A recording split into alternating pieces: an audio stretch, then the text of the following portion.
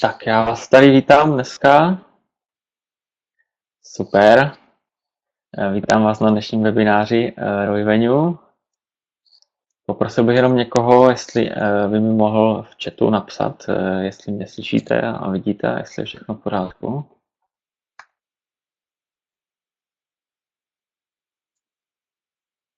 Super, super, tak moc děkuju.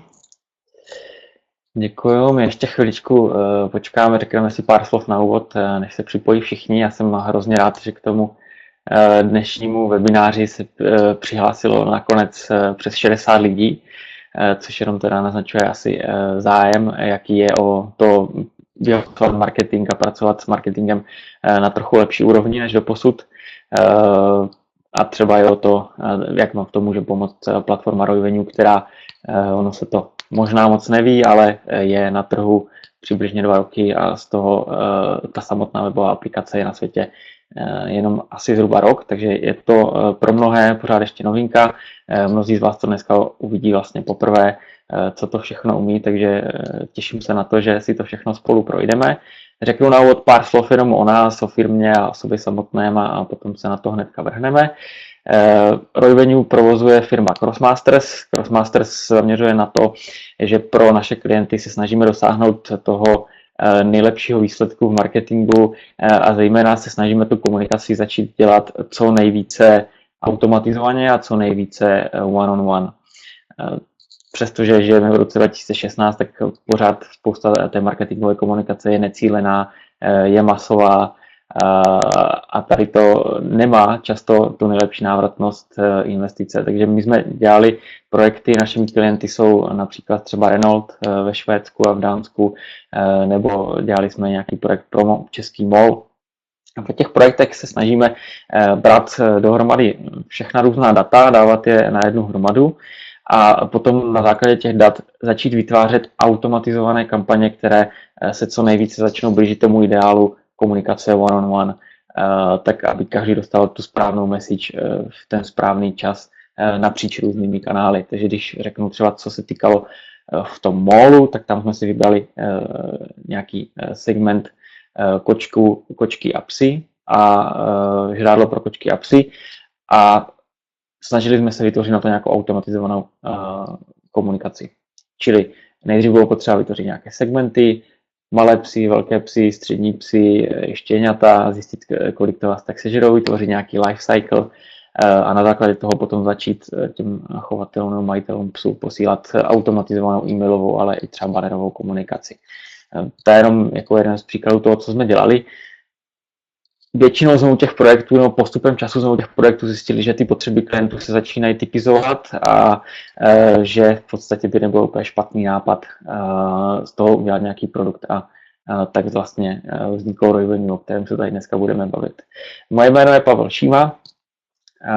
Já osobně jsem se s Roivenue setkal poprvé asi před rokem a půl, když jsem pracoval ještě v digitální agentuře robertnemesec.com na pozici obchodního ředitele, kde jsem měl na starosti naše největší klienty a Roivenue mě vlastně uhranulo úplně, řekl bych, na první setkání, protože jsem viděl, že je to nástroj, který mi chyběl. Je to nástroj, který mi chyběl k tomu, abych mohl jednak odstranit některé frustrace, které jsem třeba měl z Google Analytics, anebo vůbec z toho, jak se mu dalo s klienty pracovat.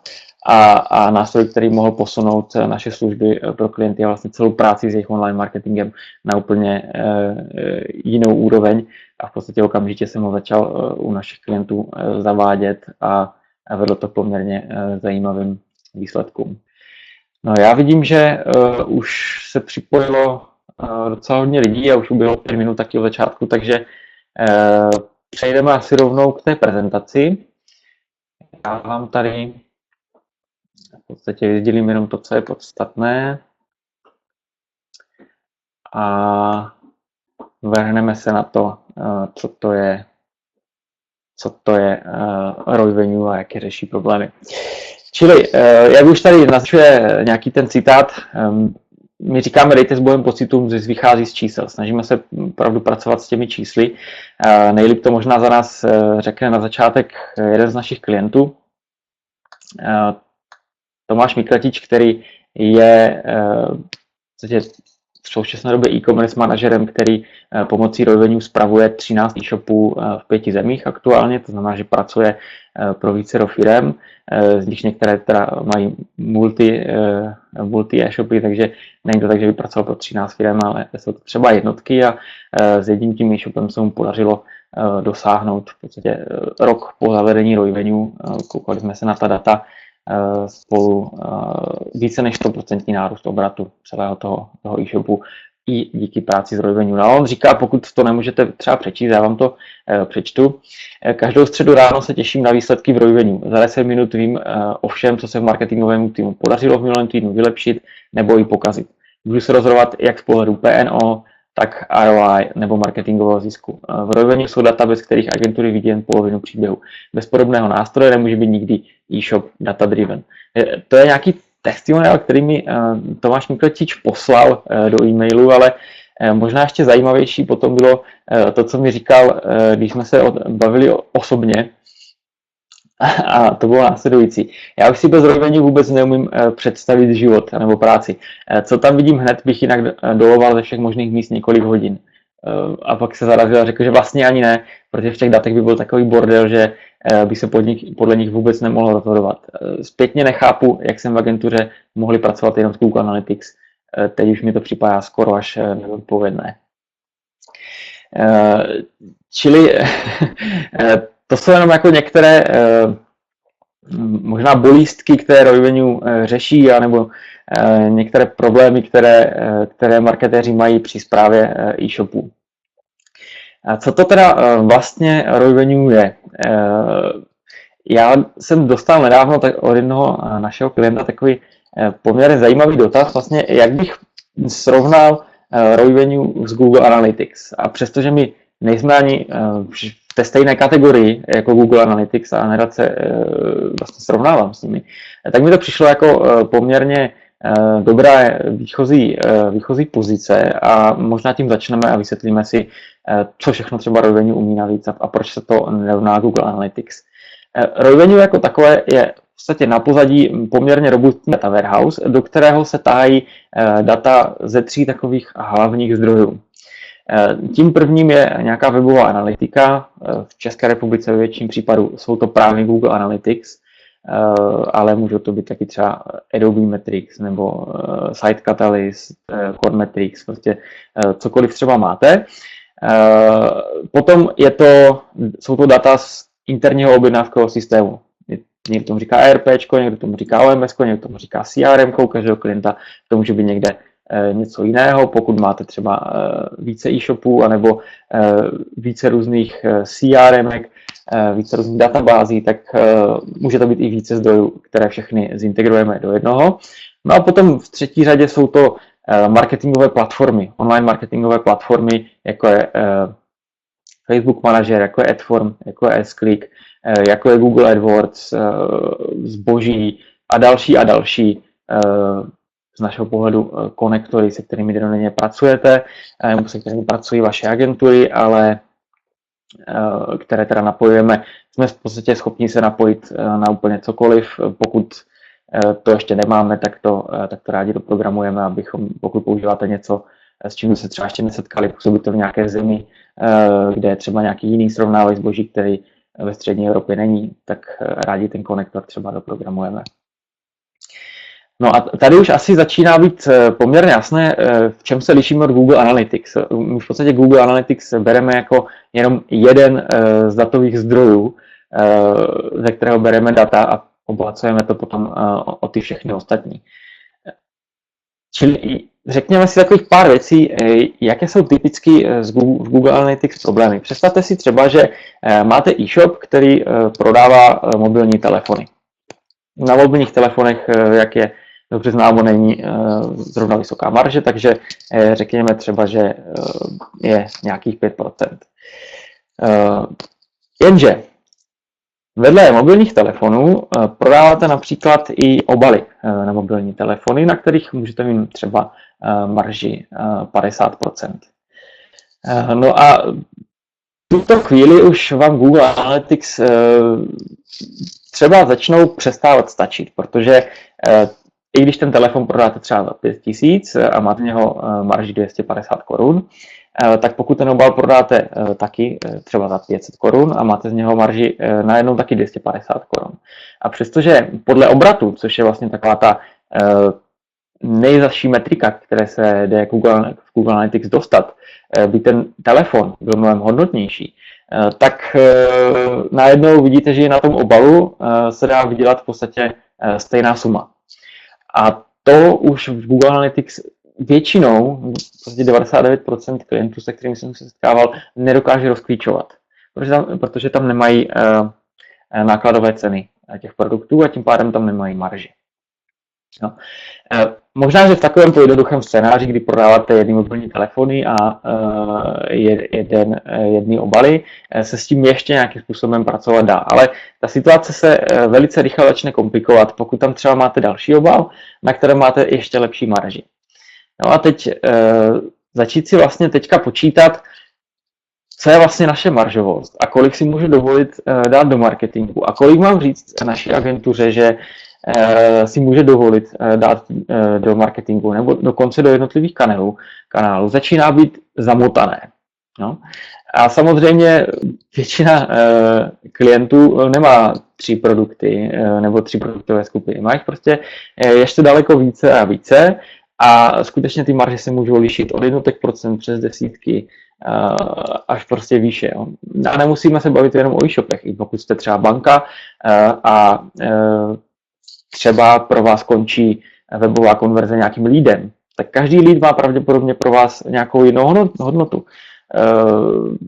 Nějak jinak se budete dívat na lead, který přichází třeba na hypotéku, nějak jinak se budete dívat na lead, který přichází na cestovní pojištění. A i když máte třeba to dopracované i do dalšího stádia, nejenom do fáze leadu, ale že dokážete to pojištění třeba i prodat online, tak zase něco jiného bude, pokud prodáte pojištění za 2 miliony, něco jiného bude, pokud prodáte pojištění třeba za 100 000. A teď přichází právě do hry ty otázky, jako kolik která má být PNO, to je taková oblíbená česká metrika, procento nákladu na objednávku, kolik si vlastně můžu dovolit dát do toho marketingu a jaká je vlastně moje návratnost investice, jak si vlastně můžu v Google Analytics spočítat návratnost investice.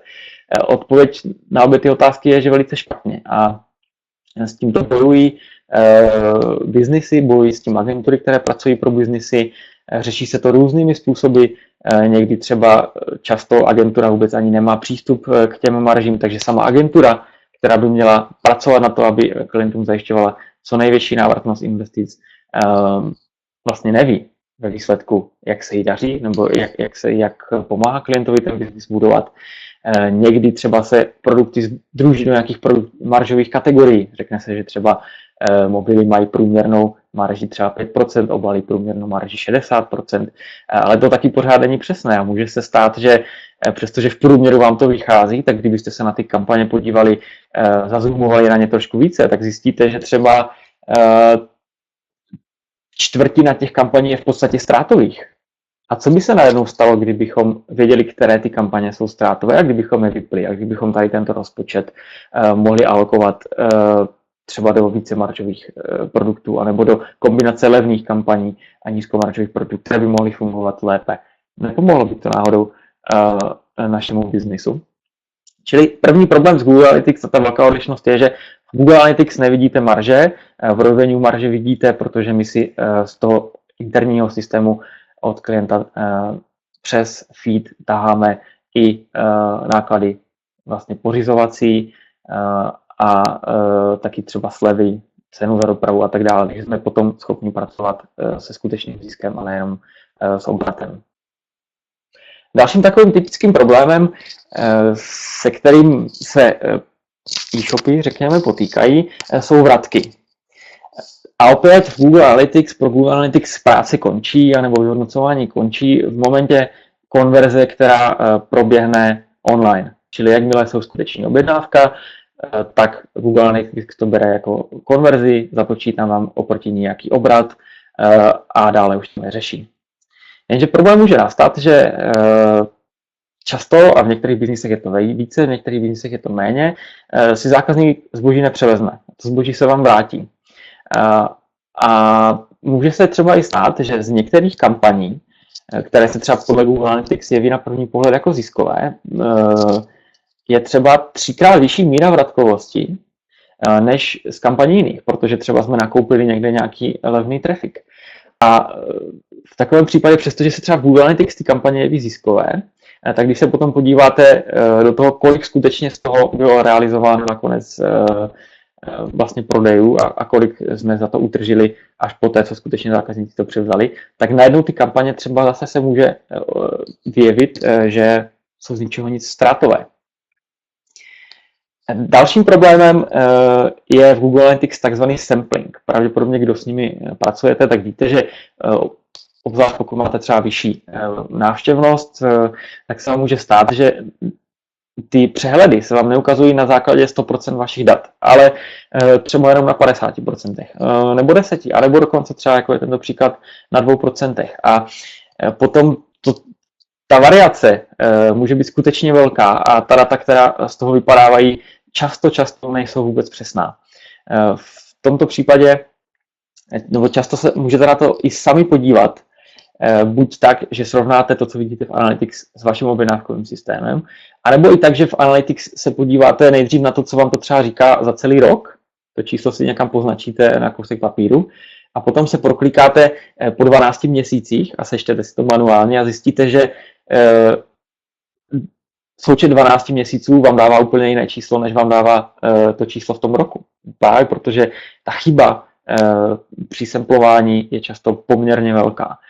A pokud vám nesedí čísla z Google Analytics s čísly v objednávkovém systému, jak vlastně vůbec tomu můžete všemu věřit, jak na základě toho můžete optimalizovat. Je to možná i proto říkal Tomáš Miklečík na úvod, že mu to přijde vlastně až už nezodpovědné řídit se jenom podle nebo na základě Google Analytics. Další problém, který můžete mít v Google Analytics, nastává ve chvíli, kdy máte e-shopy třeba ve více zemích a chtěli byste se dívat na to, jak se jim třeba daří ve vzájemném porovnání na základě nějaké metriky. Chtěli byste se třeba podívat, jako jsem vám tady dal print screen z Revenue, jak se daří jednotlivým e-shopům v jednotlivých zemích, třeba za kolik dokážete nakupovat konverzi. A vidíte to všechno tady v jednom grafu, zatímco v Analytics byste si museli přepínat mezi jednotlivými weby a nemáte tento pohled takto rychle dostupný a k dispozici. Čili, abych už se nebavil jenom o těch Google Analytics, a chtěl jsem to jenom tím tak trochu vykopnout, abychom si uvědomili, jaké jsou ty rozdíly. Přešel bych k Revenue samotnému.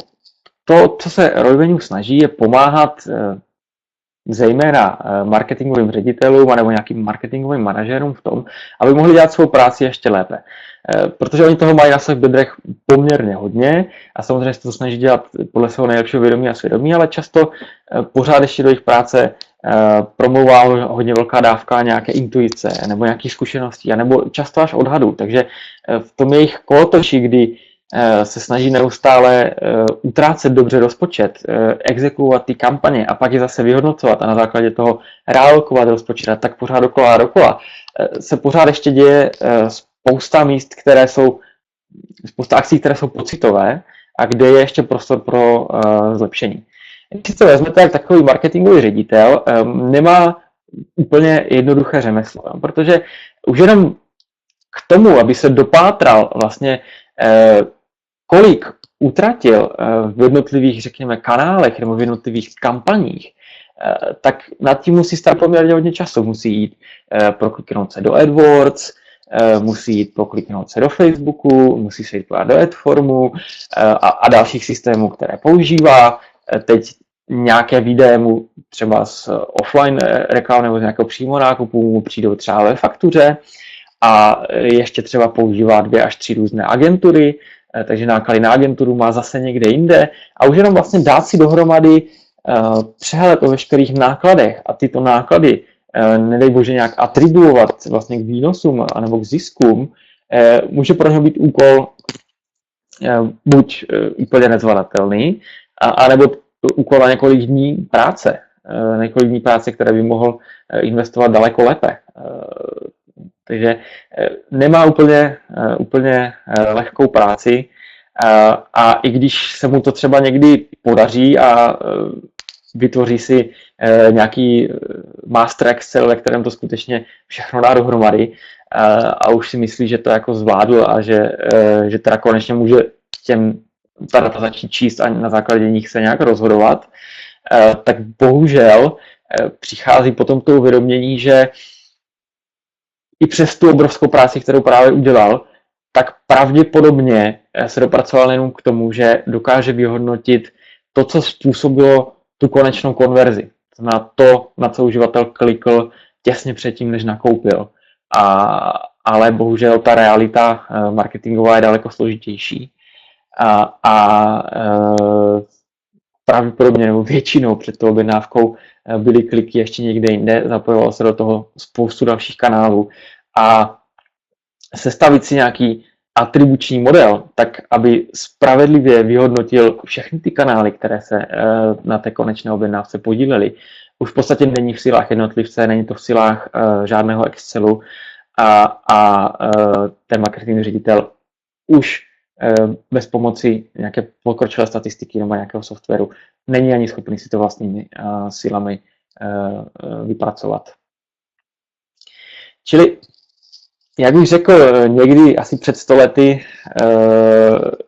jistý bohatý člověk, že jisté je, že polovinu veškerého marketingového rozpočtu vyhazujeme z okna, akorát nevíme, která to je, přáli bychom si vědět, která to je. Tak Royvenue se snaží vám pomáhat eliminovat tady tu polovinu a dostat ji třeba na 30, 20, 10%. Zkrátka nikdy to nebude nula, vždycky tam bude nějaká chyba, ale snažíme se a pomáháme klientům v tom, aby dokázali identifikovat, které peníze jsou dobře investované, které jsou špatně investované, které se jim vrací a kde by se jim to mohlo vracet ještě lépe. Hlavní přínosy Royvenue, když s tím klienti začnou pracovat, jsou následující. Vezmu to od konce. Za prvé je to výrazné zjednodušení vyhodnocování a reporting, protože všechna ta data najednou máte automaticky na jednom místě a pokaždé, když tu aplikaci otevřete, tak tam máte čerstvá data. Nemusíte chodit do všech těch platform.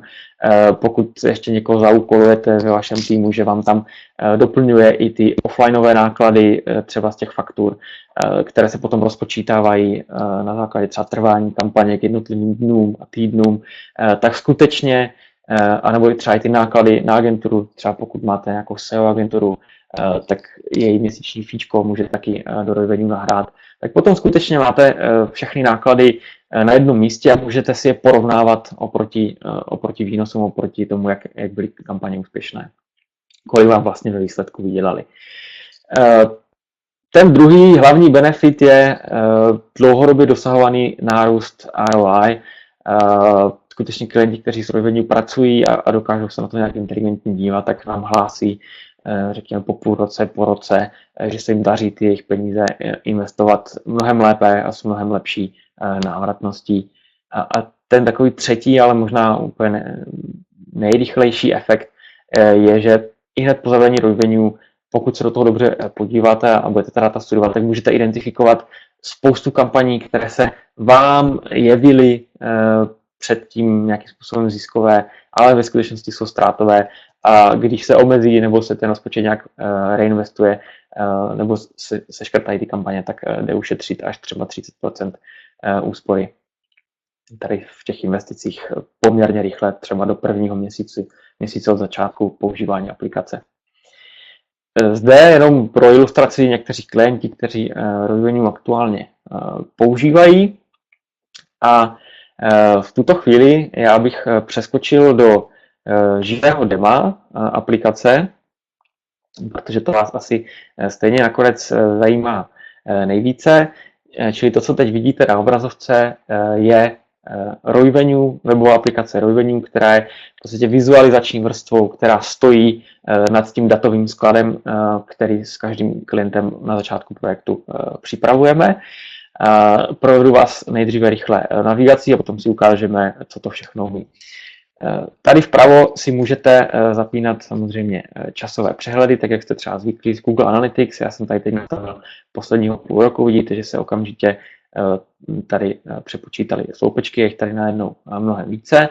A potom si tady můžete, pokud máte třeba více webů, zapínat a vypínat, jestli se chcete dívat na celý biznis současně, to je v tuto chvíli, anebo jestli se třeba chcete podívat jenom na třeba výkon vašeho českého e-shopu nebo české části biznisu. Stejně tak, potom máte marketingové platformy a můžete se dívat na celý biznis dohromady, jak vám funguje, nebo si můžete zazoomovat třeba, řekněme, jenom na AdWords, nebo se můžete podívat dohromady třeba na zbožové srovnávače, takže si zapnete Heuréku a zboží dohromady a ta data se tady okamžitě překreslují. Čili já v tuto chvíli zapnu zase všechno. A podíváme se tady na tu hlavní navigaci. Tento modul se jmenuje Performance Monitor. Je to takové srdce té naší aplikace, ve kterém jsme rozdělili celý ten marketingový proces tady do těchto fází, kdy to začíná nějakou investicí a na konci z toho vypadává potom nějaký profit. Tady na konci vidíte, že se můžete taky dívat na ty deliveries, což v Google Analytics nemáte, a právě i na ten profit, který taky v Google Analytics není. V tomto procesu se můžete zazoomovat zase na libovolnou část toho procesu, která vás zajímá. Takže pokud byste se třeba chtěli podívat, jakým způsobem se vyvíjí třeba cena za konverzi, za kolik peněz se vám daří nakupovat vaše zákazníky, tak se podíváte, tak si vyberete tady tuto poloviční část a okamžitě se vám to tady vykreslí. Pokud byste chtěli, můžete i v jednom grafu si třeba srovnat, jak bych se vám ukazoval, jak se vám daří nakupovat jednotlivé zákazníky z jednotlivých platform a jak se to vlastně vyvíjí v čase. Pokud by vás zajímalo třeba, jak se vyvíjí konverzní poměr webu, tak se zase podíváte od fáze vizit do fáze konverze a najednou tady vidíte, jak se vám vyvíjel v posledních týdnech konverzní poměr. Pokud vás třeba zajímá, jaká byla ta doručitelnost, tady vidíte, že se drží okolo od nějakých 90 do 95% převzetých balíčků. A zase tady můžete vidět, jak se to vyvíjí. Můžete se taky podívat třeba, jakou máte maržovost, jak se vám vyvíjí. Tady se drží maržovost okolo nějakých 31 až 32%.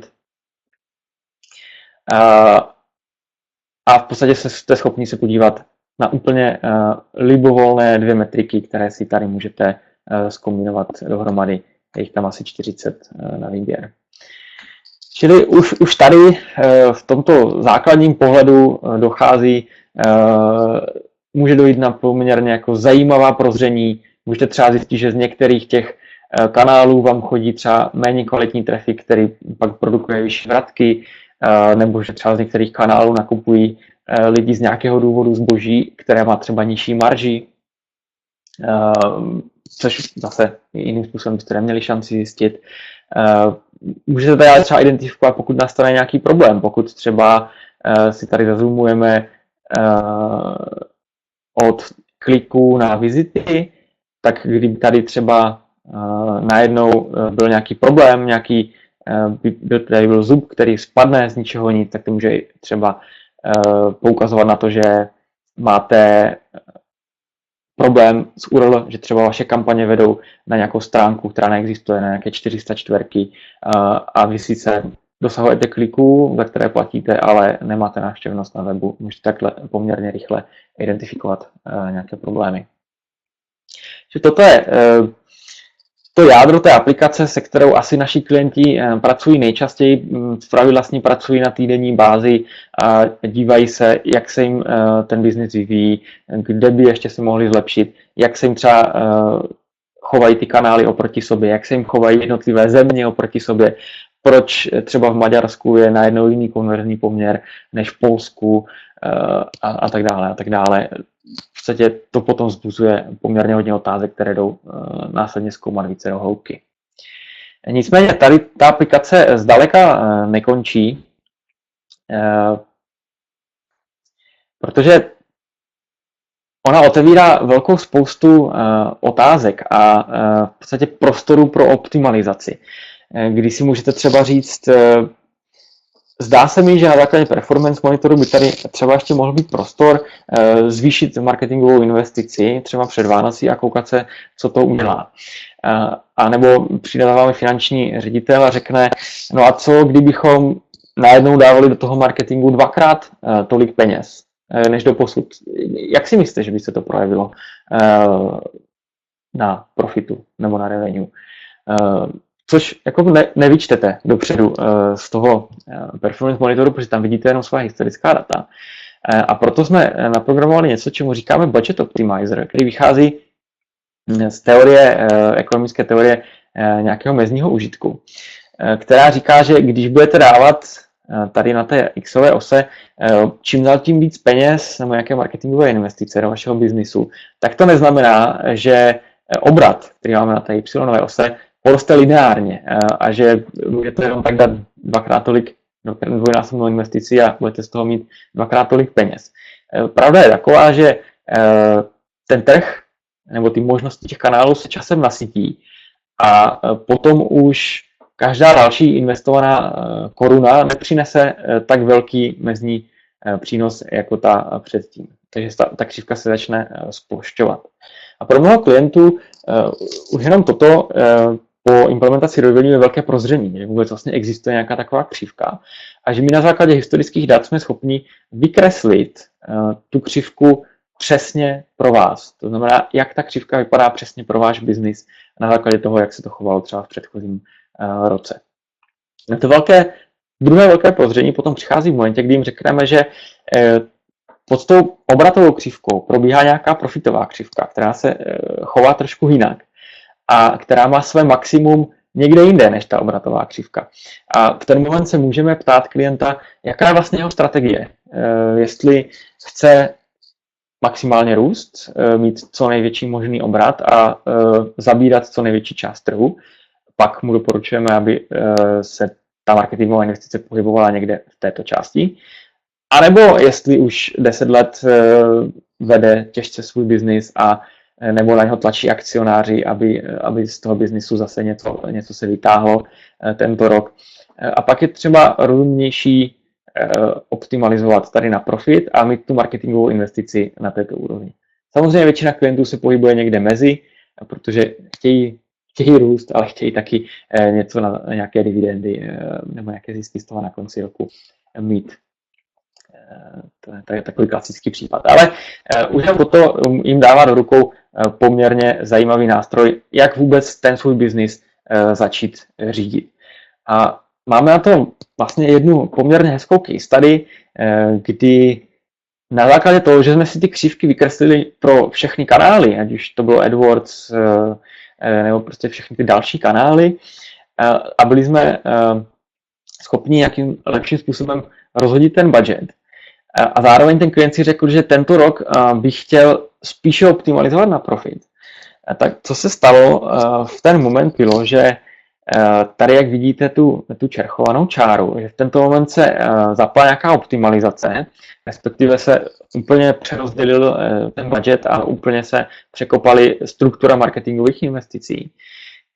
A stalo se to, že najednou sice tomu klientovi, mimochodem je to Pepa.cz, se kterým jsme tady tu case study vypracovali, je to srovnávač, Slevomat, v podstatě jeden z největších na českém trhu, tak přestože jim klesl najednou z týdne na týden obrat, tady je to z nějakých 700 000, třeba nějakých 580, tak profit jim v ten stejný moment vzrostl z nějakých 100 000 na 200 000 a potom časem až na 250 000. Čili to tady nemám to číslo, ale to nejkrásnější číslo z celé té případové studie je, že ta návratnost investic jim vzrostla o 650%.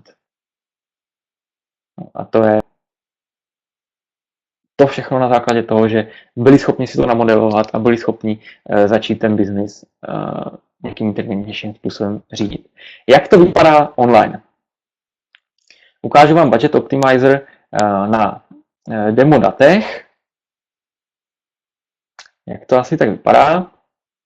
Tady vlevo vidíte vykreslenou tu křivku na základě těch demo datech, která probíhá teda takto. Vlevo to máme napříč všemi kanály a potom vpravo máme tu křivku vykreslenou vždy pro každý kanál zvlášť. Čili asi tady můžeme zapnout třeba jenom AdWords a v tuto chvíli vidím, jak se ta křivka chová, jak ta obratová, tak ta profitová a můžu si začít klást otázky.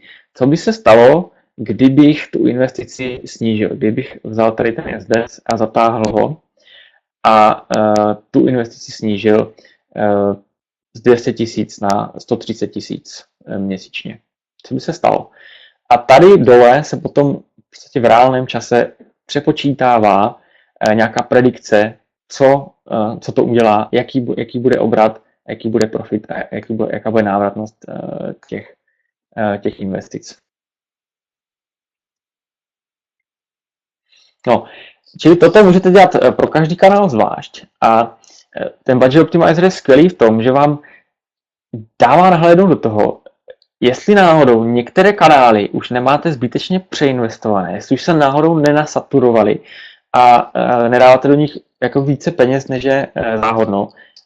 A náhodou některé jiné kanály nemáte podinvestované, není v nich ještě potenciál tu investici zvýšit, tak aby profit třeba rostl ještě poměrně zajímavým způsobem.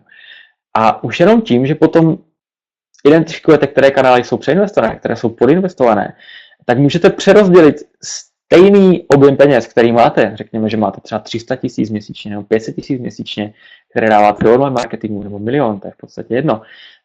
A tento 1 000 000 přerozdělíte jiným způsobem než předtím, tak už jenom tato optimalizace vám může přinést vlastně daleko větší návratnost investice a daleko větší zisky. Co je potřeba říct samozřejmě je, že tato křivka se vykresluje na základě historických dat a je samozřejmě možné, že ta křivka se změní. Že třeba pokud zkrachuje některý váš konkurent, tak ta křivka najednou z ničeho nic bude probíhat někde tady. Prostě mnohem se zvýší váš potenciál, co vůbec můžete na tom trhu dosáhnout. A nebo pokud třeba vyměníte agenturu a najednou, nebo zavedete nějakou zásadní technologickou inovaci v některých těch kanálech a začnete věci dělat jinak, tak taky se může stát, že se vám ta křivka třeba překreslí a váš potenciál celkový se zvýší. No ale zpravidla na nějaké z týdne na týden se to moc nemění a proto je možné s tím pracovat. Je potom možné taky, když se ten budget přerozdělí, zpětně vyhodnotit, co to za ten týden udělalo. Podívat se na ta data o týden později a číst, co to udělalo. Přejdeme zase od Budget Optimizeru do dalšího modulu. Já bych řekl, že pak, když Performance Story je level 1, Budget Optimizer je level optimalizace 2, tak teď Customer Story je už level optimalizace 3 nebo level řízení vašeho biznesu ještě na vyšší úrovni a skoro už na té nejvyšší. A tady tento modul odpovídá na takový poměrně velký nešvár, anebo možná neznalost spousty, nebo možná špatný filozofický přístup k biznisu u spousty klientů, a i velkých klientů, kteří třeba mají obraty ve stovkách milionů, často i miliard, kdy oni často se dívají na ty náklady a optimalizují celý ten marketing na základě objednávky, na základě jednotlivých nákupů, objednávek, získaných leadů a tak dále. Ale už se třeba nekoukají na zákazníky a na to, jakou mají hodnotu zákazníci třeba za rok, anebo za celou svou nákupní historii, za celý svůj nákupní život. Často to může být i tím, že právě nemají ta data všechna propojená, takže sice historii objednávek mají v CRM-ku, ale rozhodně nemají v Google Analytics a nemají ani nikde jinde. Takže kdyby chtěli ty kampaně nějak spojit třeba s tím CLVčkem, tak nemůžou, protože k tomu nejsou ani technicky vybavení. Ale je to velká škoda, protože jak už si čím dál tím víc biznisu uvědomuje, jako svatý grál není v tom získat tu první objednávku. Svatý grál je podařit se mít retenční a loajální zákazníky. A my právě toto na základě vašich dat počítáme a pomáháme vám to vizualizovat. To znamená, když se na to podíváte, tak začíná to nějakým segmentem first time buyers, na prvonakupujících, které se vám podařilo zakvírovat a kterých máte nějaké množství. A potom nějaké množství z nich vám může odpadnout a už nikdy nenakoupí, to je tady ta červená, a nějaké množství z nich se vám podaří skonvertovat do takzvaných, my tomu říkáme shoppers, to jsou zákazníci, kteří nakoupili 2 až 3krát, to už jsou opakovaní zákazníci. A potom ten další krok je, ty další segmenty jsou zákazníci, kteří už jsou opravdu pravidelní a nakoupili 4 a vícekrát. A ještě to rozdělujeme potom tady vertikálně na prémiové Shoppers Plus a Shorters, kdy ti prémioví nakoupili třeba za více než, máme z nich zisk více než 5000 korun, to se dá samozřejmě nastavit jako individuálně s každým klientem pro každého z vás.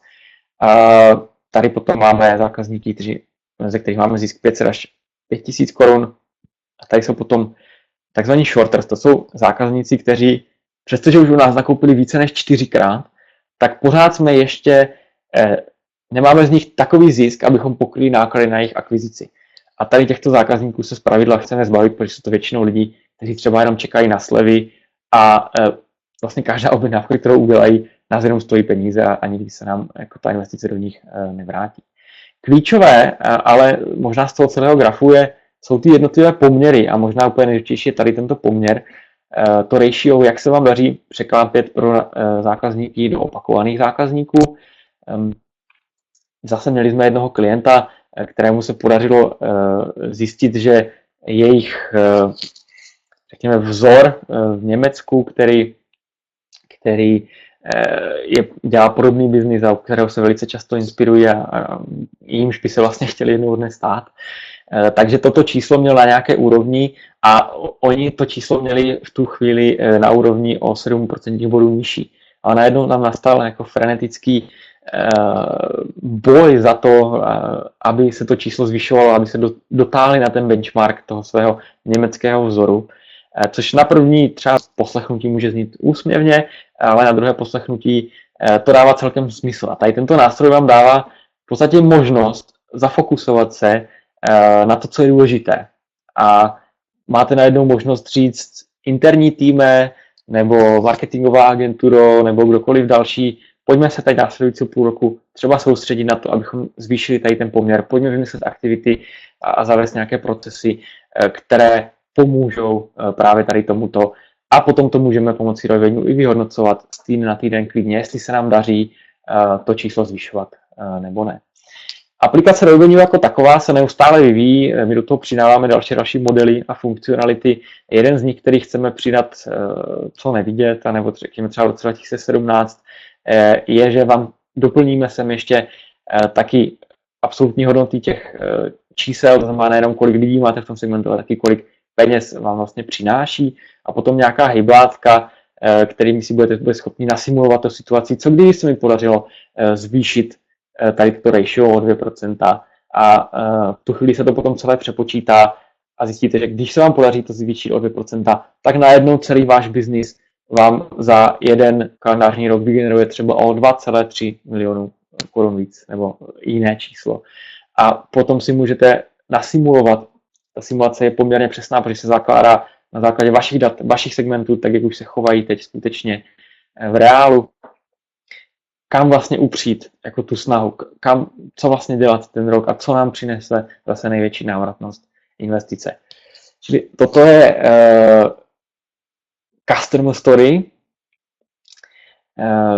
která, jak jsem říkal, je zase další úrovní optimalizace a práce vlastně s celým tím biznisem. No a potom tou poslední věcí, kterou vám chci ukázat, je atribuční modelování. A to je čtvrtý level té optimalizace, kdy já se tady jenom rychle přepnu do jiného modulu, kdy právě pokud si vzpomínáte, jak jsem vám ukazoval na začátku toho marketingového ředitele, který vlastně po veškeré té lopotné práci se byl schopen dopracovat jenom k tomu, že si vyhodnotil, který útočník v tom týmu je nejlepší, ale vůbec nevzal do úvahy ty ostatní hráče, jaký oni mají přínos na ty celkové konverze nebo výsledky celého toho týmu, tak toto se týká přesně toho. Kdybych si oplnil pomocí Google Analytics máte jenom takzvané heuristické atribuční modely. Máte tam 4 nebo 5, asi to znáte všichni, je tam takzvaný last click, first click, lineární model, time decay a potom ještě jeden takový volitelný. Problém všech tady těch modelů je, že oni přisuzují vlastně zásluhu vždycky jenom kanálu, který buď třeba byl poslední na té konvertní cestě. To znamená třeba reklamě, na kterou zákazník kliknul těsně předtím, než nakoupil. A těch 5, 10, 15 touchpointů, se kterými se setkal předtím, se úplně ignoruje. Zase, když si tam zapnete first click, tak vidíte, nebo kredit získávají jenom ty kampaně nebo kanály, které byly na začátku té konverzní cesty. Když si zapnete lineární model, tak každý kanál, který byl v té cestě, dostane stejný kredit, což je samozřejmě taky nesmysl. A problém, jako společný problém všech těch modelů je, že vy si dopředu musíte říct, jakou hodnotu přisuzujete které té pozici té konverzní cestě. A to rozhodnutí je vlastně na vás. A to rozhodnutí je podobné tomu, jako kdybyste se podívali z okna. No, prostě není to vůbec ničím podložené. Proto jsme do Roivenu zavedli takzvaný data-driven atribuční model, který je založený na úplně jiné premise. Je založený na tom, že my se snažíme pomocí nějakých statistických a matematických operací spravedlivě vyhodnotit přínos veškerých kanálů v té konverzní cestě pro tu koncovou objednávku. A je to založeno vždycky na pouze a jenom vašich datech. Počítá se to na vašich datech. A toto je totiž věc, kterou vy nemůžete ani od nikoho odkoukat, ani vyčíst nikdy na konferenci, protože nikdo vám nemůže říct, nám v té atributní cestě líp funguje nějaký kanál, protože má jiné produkty, má jiný biznis, má jinou konkurenci, má jiné marketingové kampaně. Toto je skutečně věc, kterou nelze kopírovat. A proto my máme ty data-driven atribuční modely, používáme konkrétně 2. Dneska vás samozřejmě nebudu nudit nějakými matematickými výpočty. Použiju nějaká přirovnání, na kterých se mi to jednoduše vysvětluje. Používáme takzvaný Shapleyho model a takzvaný Markovův model. Shapleyho model já ho často vysvětluju tak, že představte si, že chodíte v životě na nějaké večírky nebo na nějaké party, kde jsou i vaši kamarádi a začnete si třeba všímat toho, že vždycky, když je na té party jeden konkrétní kamarád, tak je to úplně super party. A potom ten kamarád jednou dvakrát nepřijde a ta party stojí úplně za nic. A vy najednou dostanete podezření, že přestože na té party participuje třeba 10 lidí, 10 marketingových kanálů, tak tady ten člověk má enormní vliv na to, jak dobrá ta party potom je. Jenže pokud to máte jenom na vzorku 10 parties, tak to nemůžete říct s žádnou jistotou. Je to jenom nějaký váš pocit.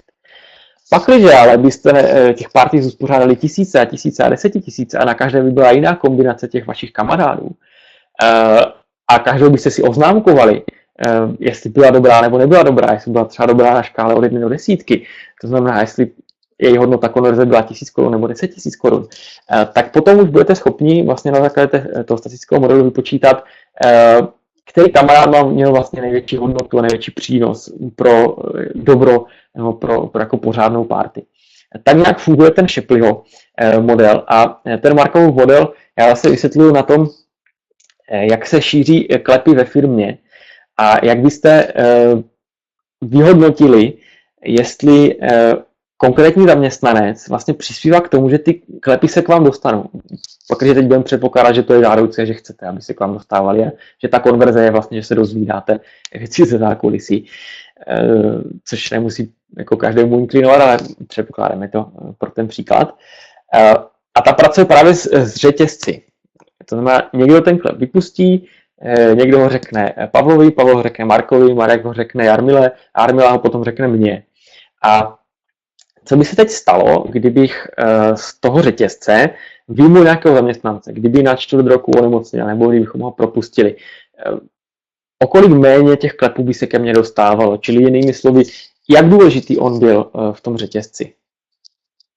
A to potom je ten Markovův model. Nebudu vás žít tou statistikou. Důležité je, že my to všechno spočítáme a potom vám to na jednom krásném grafu, kde si to můžete porovnat, vlastně zobrazíme všechny ty modely. Máte tady jak ty modely, které jste zvyklí z Google Analytics, Last Touch, First Touch, lineární model, tak právě toho Shapleyho a Markova, který má ještě dvě různé odnože, ale tam už nebudu teď zabíhat. A můžete se podívat na všechny ty vaše kanály. Vezmeme si třeba AdWords tady. A ta modrá linka, ta první je last click. Že typicky ze všech těch modelů z nějakého důvodu tady AdWords vede jakoby na last click a tady ta vizualizace říká, že se 14% má 14% zásluhu na všech našich konverzích, které na webu máme. No. Ale když potom se podíváme třeba na toho Markova, tak zjistíme, že on najednou přiškává AdWords jenom 10% zásluh. A teď už si můžeme začít říkat, aha, takže možná, že já jsem se celou dobu na to díval špatně, že jsem jako na základě toho last clicku mně přišel AdWords až moc důležitý kanál. Možná, že ve skutečnosti není tak důležitý a že do něho dávám neoprávněně velký rozpočet. A že naopak některé jiné kanály, jako je Adform, tady hned pod tím, na last click, pokud jsem doposud pracoval jenom s last clickem, tak mi říkají, že Adform mi přispíval jenom ke 3% těch konverzí, ale což je logické, protože Adform třeba často je displejová platforma, která stojí na začátku té konverzní cesty a vidíte pod tím tu oranžovou, to je ten first click, který to potvrzuje. Ale když se to pokusíme spočítat nějak spravedlivě, to jsou ty poslední 3 čárečky, tak vidíte, že ta pravda je někde mezi. Je to někdy mezi tím last clickem a tím first clickem. A najednou máte mnohem přesnější pojem o tom, jak vlastně celý ten kanál v tom vašem konkrétním marketingovém mixu hraje a jak je tam důležitý.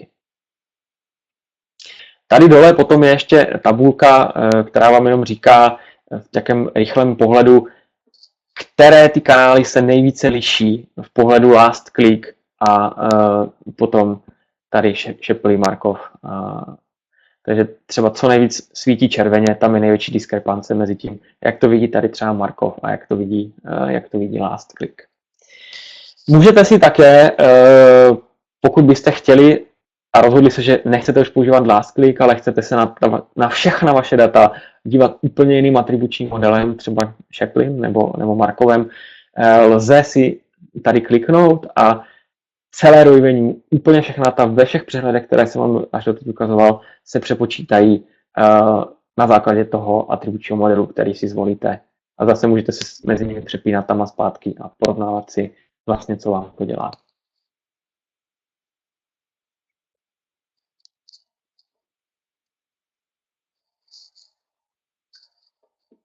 Tak, blížíme se pomalu ke konci té naší vyhrazené doby. Já jsem už neměl dneska větší ambici, než vám ukázat vlastně to, co všechny ty moduly, které v ROI jsou, a vysvětlit vám, k čemu všemu to ROI může být dobré. Ještě jenom zmíním, že ROI nejenom, že ta data dává všechno na jednu hromádku, ale dávají tam taky poměrně inteligentním způsobem a v takovém formátu, že když si tam všechno ta data nataháte, tak jste potom schopni, pokud z jakéhokoliv důvodu vám nestačí ty defaultní pohledy, které v ROI jsou, si je poslat dál do jakékoliv další business intelligence platformy, se kterou byste chtěli pracovat. Že ať už je to Power BI, ať už jsou to good data, ať už je to nějaký pokročilý Excel, ve kterém byste si třeba chtěli dělat pivotní tabulky, což je taky možné, ať je to třeba Tableau, anebo ať už jste třeba programátorsky zdatní a dokážete si napsat přímo nějaké SQL dotazy, no máte nějakou analytika ve firmě, který dokáže napsat SQL dotazy, tak může pomocí těch SQL dotazů si sahat přímo do té databáze a v podstatě se dívat na souvislost čehokoliv, úplně s čímkoliv. A není tam v tom vůbec žádné omezení. Důležitá otázka je, pro koho vlastně ta platforma je užitečná a zajímavá a kdo ji používá. Typicky jsou to 3 takové segmenty a i podle seznamu přihlášených na tento webinář jsem viděl, že všechny ty 3 segmenty jsou zapojené dneska a všichni to sledujete. Čili na tom prvním místě samozřejmě jsou samotné biznisy, ať už jsou to e-shopy, ať už jsou to finanční instituce, ať už jsou to biznisy, které generují leady a potřebují nějak vyhodnocovat. V podstatě každý biznis, který má větší online marketingové investice, používá více než, řekněme, 2 kanály a potřebuje to s nějakým způsobem řídit. Typicky to ve firmě je marketér, ale stejně dobře ten nástroj může posloužit třeba finančnímu řediteli, který může mít přehled o celém tom procesu. Pokud majitel se výrazně, je to třeba středně velká firma, pokud majitel se výrazně v ní zapojuje do řízení marketingu nebo do těch investic, je to samozřejmě i pro něj. V druhé řadě potom jsou to online marketingové agentury, kterým zase pomáhá ten nástroj pracovat pro klienta lépe, začít optimalizovat kampaně na úrovni zisku, dívat se na ty vratky, být schopen přicházet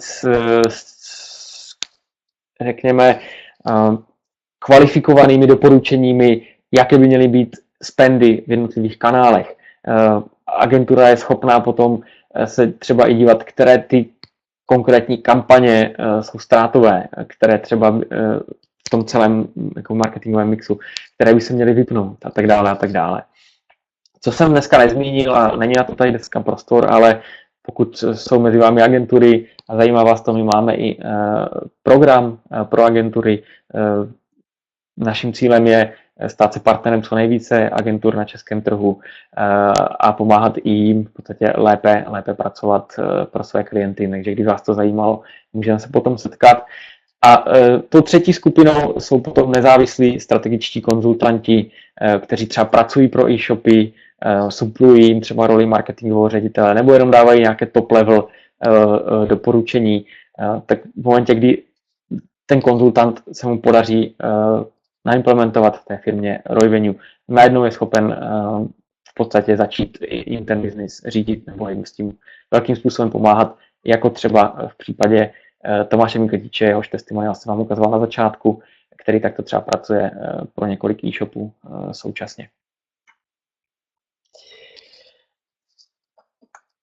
Blížíme se opravdu ke konci, ale poslední 3 minuty, takže vám jenom řeknu, co se bude dít dál. Bohužel dneska není prostor na dotazy, což mě mrzí. Na druhou stranu, pokud vás cokoliv napadlo v průběhu toho webináře, napište mi, já vám pošlu ještě dneska dotazník, takže můžete mi napsat svůj dotaz do toho dotazníku, nebo si opište tady tyto kontaktní údaje, které tady na mě vidíte, napište mi e-mail, nebo mi můžete klidně i zavolat, ke všemu se dostanu.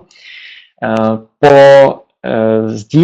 ukončení tady toho webináře ještě dneska vám všem, kteří jste se zúčastnili, a jak bylo slíbeno, vysdílím přístup do toho webového rozhraní, do té aplikace Roivenue, takže to všechno, co jsem vám dneska ukazoval a i to všechno, co jsem vám nestihl samozřejmě ukázat, si tam můžete na těch demodatech proklikat a podívat se na to sami. A jenom vás upozorním na takovou malý trouble z nějakého důvodu. Ta pozvánka na to demo občas zapadne do spamu, takže se podívejte, kdyby vám to nepřišlo, tak se podívejte do spamu. Měli byste to tam mít ještě dneska, nejpozději zítra. A další takové upozornění, když se budete chtít podívat na demo toho atribučního modelu, které jsem ukazoval, musíte se podívat, takový, řekl bych, easter egg v té naší aplikaci, musíte si zapnout pohled mezi 24. a 26. týdnem, jinak tam nic neuvidíte. Je to z toho důvodu, že příprava těch demodat je poměrně náročná, tak aby to dávalo nějaký smysl a nemáme je tam pro celý rok, takže poznačte si klidně někde bokem teď na papírek. Pokud se budete chtít na ta atribuční čísla, musíte se přepnout na 24. až 26. týden, jinak tam nic neuvidíte. A, ale pokud to zvládnete, tak to tam budete mít. A poslední věc, kterou vám chci říct, je, že to byl první webinář. Hrozně vám děkuji za účast. Doufám, že vám to udělalo nějaké takové základní představení a vhled do toho, co Royvenue je a jak vám může pomoci inteligentnějším, objektifikovanějším způsobem řídit celý váš biznis, pokud máte nějaké online investice. Těch webinářů ale bude více, takže pokud jste na našem mailing listu, tak vám budou chodit pozvánky. Už teď vím, že bychom chtěli třeba samotný ten atribuční model probrat na celou hodinu, jenom sám o sobě. Pozvu si na webinář i našeho vlastně zakladatele a CTO a člověka, který ty statistické modely všechny vymyslel, ale zavedl a naprogramoval, Honzu Hornicha, se kterým se budeme bavit do větší hloubky o tom, jak ty atribuční modely fungují. Někdy si třeba taky můžeme ukázat potom, jakým způsobem funguje vyhodnocování třeba televizních kampaní, jakým způsobem se můžeme v Royvenue dívat na vliv offline kampaní, na to, jak vám lidi konvertují v onlineu. A těch témat se prostě nastřádá daleko více, takže já se budu těšit, že to nebyl náš poslední společný rozhovor, ale že se uvidíme ještě vícekrát a ty pozvánky vám určitě neuniknou, dostanete je potom v e-mailech. Takže mnohokrát děkuji za účast, přijde vám ten dotazník, kdybyste měli na mě cokoliv, napište, zavolejte, můžeme si zatelefonovat, můžeme se samozřejmě sejít kdykoliv osobně. Ještě jednou děkuji za účast a přeji hezký den.